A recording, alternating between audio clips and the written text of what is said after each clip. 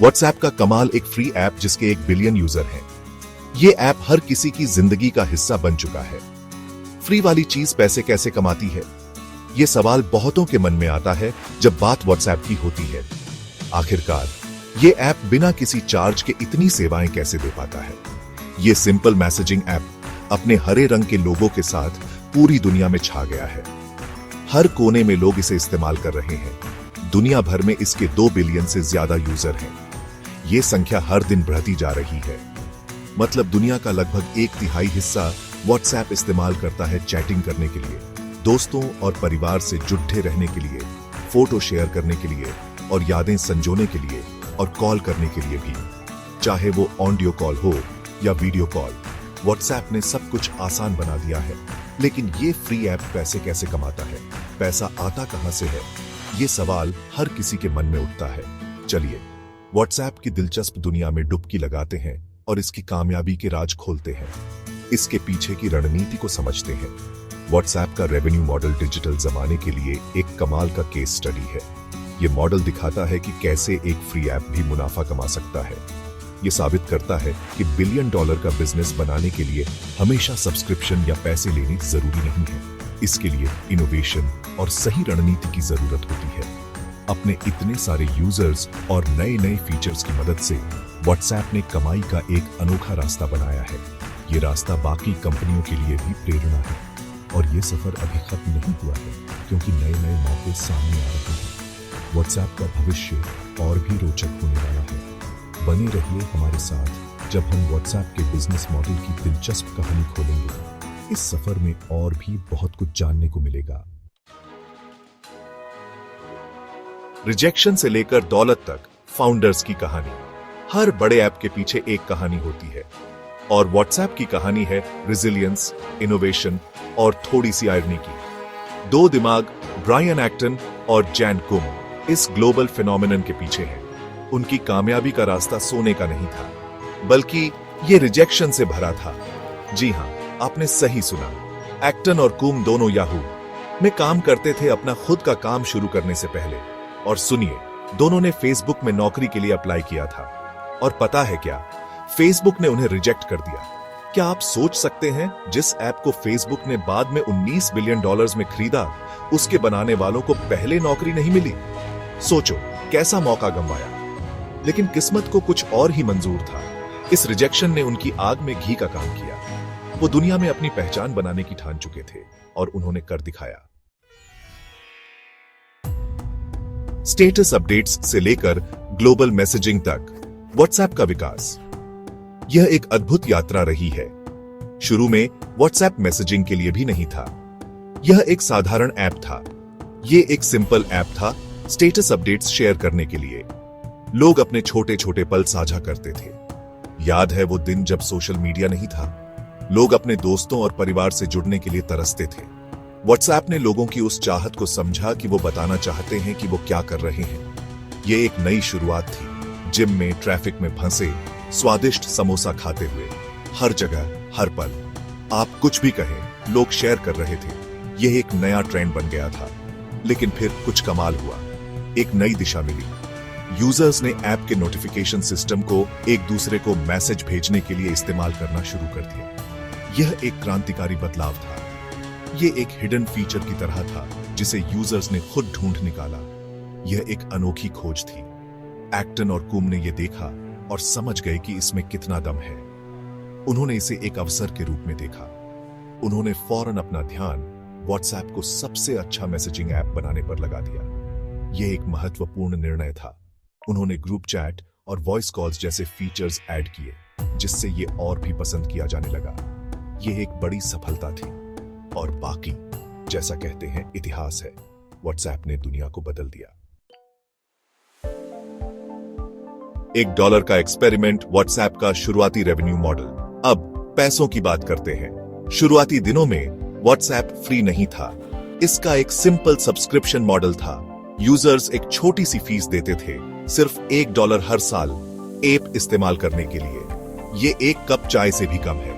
इस तरीके से व्हाट्सएप बिना एडीएस या यूजर डेटा बेचे अपने आप ग्रो कर पाया। ये उस दुनिया में एक ताजी हवा का झोंका था जो ज्यादातर एडीज से भरी हुई थी। ये सब्सक्रिप्शन मॉडल भले ही छोटा था, व्हाट्सएप को प्रॉफिटेबल बनाने के लिए काफी था। इसने साबित किया कि लोग एक अच्छी सर्विस के लिए पैसे देने को तैयार हैं जो उनकी प्राइवेसी का ध्यान रखे। इस शुरुआती कामयाबी ने व्हाट्सएप के आगे के ग्रोथ और इनोवेशन की नींव रखी। लेकिन जैसा कि हम देखेंगे, फेसबुक के एक्विजिशन ने सब कुछ बदल दिया।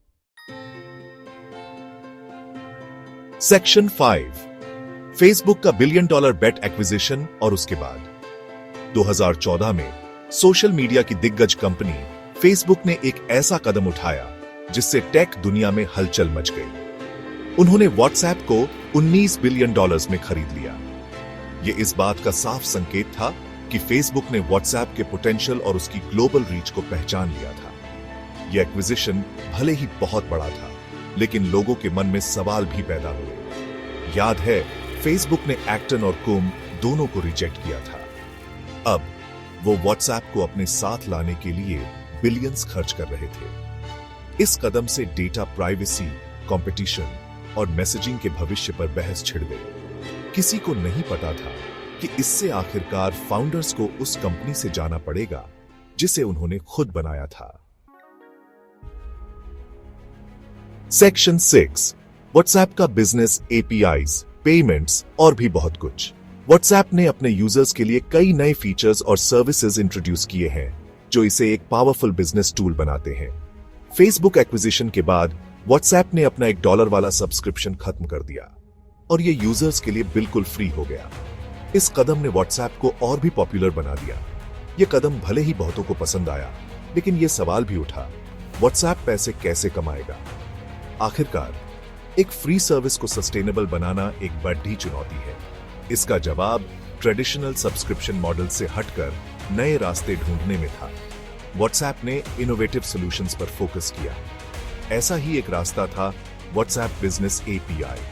ये एपीआई बिजनेसेस को अपने कस्टमर्स के साथ डायरेक्ट कम्युनिकेशन की सुविधा देता है। इससे बिजनेसेस अपने कस्टमर्स से सीधे व्हाट्सएप के जरिए जुड़ सकते थे। ये एक बहुत ही इफेक्टिव कम्युनिकेशन टूल बन गया। बिजनेसेस मैसेज भेज सकते थे, कस्टमर सपोर्ट दे सकते थे और ऑर्डर्स भी प्रोसेस कर सकते थे। ये सब कुछ व्हाट्सएप के जरिए ही संभव हो गया।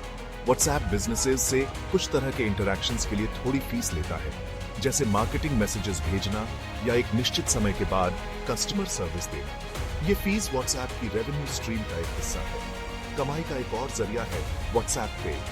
ये फीचर यूजर्स को फाइनेंशियल ट्रांजैक्शंस की सुविधा देता है।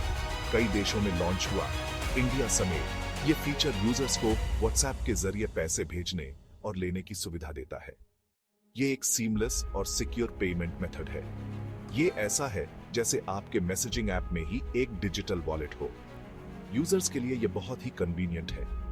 हालांकि दोस्तों के बीच पैसे भेजना अक्सर फ्री होता है, व्हाट्सएप बिजनेसेस से पेमेंट्स प्रोसेस करने के लिए थोड़ी फीस लेता है। ये फीस व्हाट्सएप की रेवेन्यू जनरेशन का एक और तरीका है। सेक्शन 7, प्राइवेसी कंसर्न्स, फाउंडर्स का जाना और डेटा डिबेट। फेसबुक एक्विजिशन के साथ डेटा प्राइवेसी को लेकर विवाद भी शुरू हो गया।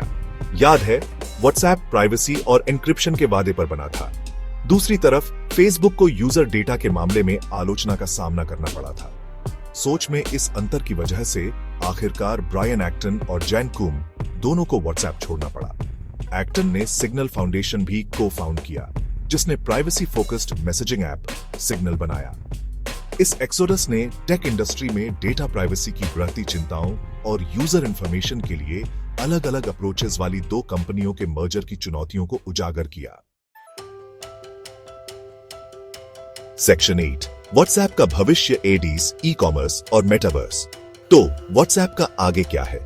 कंपनी लगातार अपने प्लेटफॉर्म से पैसे कमाने के नए तरीके ढूंढ रही है और साथ ही यूजर एक्सपीरियंस को भी बेहतर बना रही है। एक तरीका हो सकता है एडवर्टाइजिंग। हालांकि व्हाट्सएप अभी तक एड फ्री रहा है, लेकिन ऐसे संकेत मिले हैं कि फेसबुक भविष्य में एडीएस दिखा सकता है। एक और फोकस एरिया है ई कॉमर्स। व्हाट्सएप बिजनेस पहले ही लोकप्रिय हो रहा है। कंपनी शॉपिंग एक्सपीरियंस को सीधे ऐप में इंटीग्रेट करने के तरीके ढूंढ रही है। सोचिए, प्रोडक्ट्स देखना, उन्हें कार्ट में ऐड करना और खरीदना, सब कुछ व्हाट्सएप चैट छोड़े बिना। इसकी कोई सीमा नहीं है। और फिर है मेटावर्स, इंटरनेट का अगला फ्रंटियर।